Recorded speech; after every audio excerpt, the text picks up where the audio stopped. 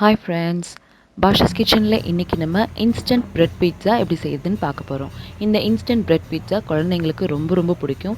Daily செய்கிற tiffin ஐட்டம்ஸோட வீக்கெண்ட்ஸில் இந்த மாதிரி ஸ்பெஷலான டிஃபன் ஐட்டம் செய்யணும் அப்படின்னு நினைக்கும் போது இதை நீங்கள் ட்ரை பண்ணி பார்க்கலாம். எப்படி செய்யுதுன்னு வாங்க பார்க்கலாம். இந்த இன்ஸ்டன்ட் பிரெட் பீட்சா செய்கிறதுக்கு தேவையான பொருட்கள்லாம் இந்த மாதிரி எடுத்து வச்சுருக்கேன். இப்போ 2 பிரெட் ஸ்லைசஸில் உங்களுக்கு தேவையான சாஸஸ்லாம் அந்த மாதிரி சேர்த்துக்கோங்க.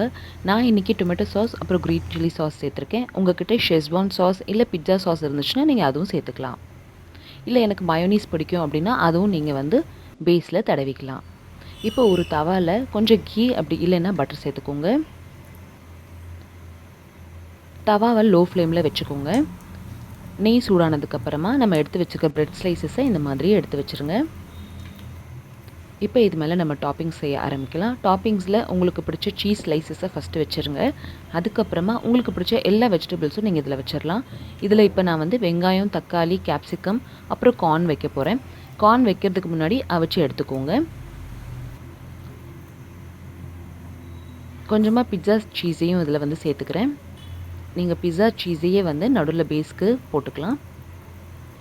இப்போ அவிச்ச கார்னையும் சேர்த்துட்டு உங்களுக்கு எந்த அளவுக்கு சீஸ் உங்கள் குழந்தைங்க விரும்புகிறாங்களோ அந்த அளவுக்கு சீஸ் வச்சுட்டு கரெக்டாக 1 நிமிஷம் மூடி வைங்க. 1 நிமிஷத்துக்கு அப்புறம் பார்த்தீங்கன்னா சீஸ் நல்லா இந்த மாதிரி மெல்ட் ஆயிரும். இந்த ஸ்டேஜில் உங்களுக்கு பிடிச்ச ஃப்ளேக்ஸ் அப்புறம் வந்து மிக்சட் ஹர்ப்ஸ் சேர்த்துக்கலாம். நான் இன்றைக்கி ஃப்ளேக்ஸ் சேர்த்துக்கல, வெறும் மிக்சட் ஹர்ப்ஸ் மட்டும் தான் சேர்த்துருக்கேன்.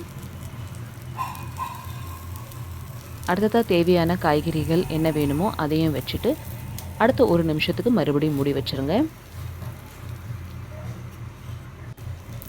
அவ்வளோதான், நம்மளோட இன்ஸ்டன்ட் பிரெட் பிட்சா தயாராகிடுச்சு. ஒரு 2 to 3 மினிட்ஸில் இந்த பிரெட் பிட்சா நீங்கள் வீட்டிலே செஞ்சு கொடுத்துடலாம். கண்டிப்பாக ட்ரை பண்ணி பார்த்துட்டு எப்படி வந்துச்சுன்னு சொல்லுங்கள். இந்த வீடியோ உங்களுக்கு பிடிச்சிருந்துச்சுன்னா இந்த வீடியோக்கு லைக் கொடுங்க. சேனல் ஃபர்ஸ்ட் டைம் பார்க்குறீங்கன்னா கண்டிப்பாக சப்ஸ்கிரைப் பண்ணுங்கள். இதே மாதிரியான டிஃபன் ரெசிபீஸ்க்கு கீழே டிஸ்கிரிப்ஷன் பாக்ஸில் லிங்க் பாருங்கள். இன்னொரு இன்ட்ரெஸ்டிங்கான வீடியோவில் அடுத்தவங்களை வந்து சந்திக்கிறேன். Thank you so much for watching. Bye.